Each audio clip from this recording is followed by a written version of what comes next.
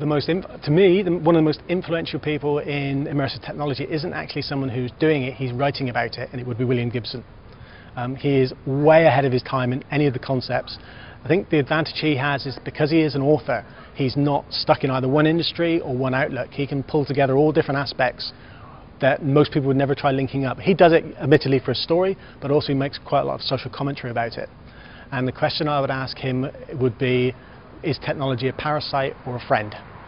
It would probably be Robert Aish, who is a lead on parametric design and on applying maths and technology to solving construction challenges. And the question I would ask him, is modern architecture any better than traditional architecture thanks to technology?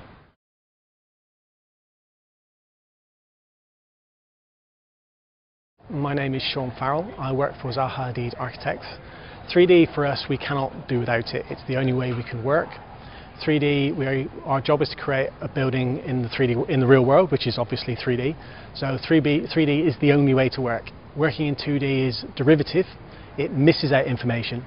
So 3D is absolutely essential to capture every piece of information you need to do, to be able to convey it to others, then to be able to actually capture what is essentially a real world object inside a computer so that it can be understood, analysed and constructed.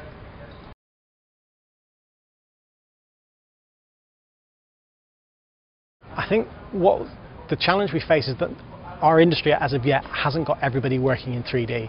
3D is still seen as a luxury, as a specialist occupation, for want of a better word.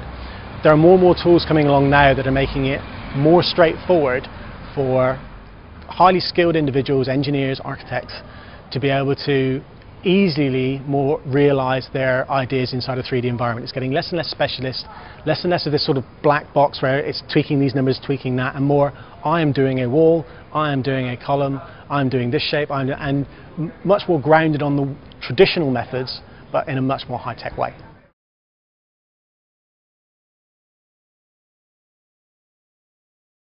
As weird as it sounds, Avatar did some amazing things for movie making and the concept of 3D digital stage assets.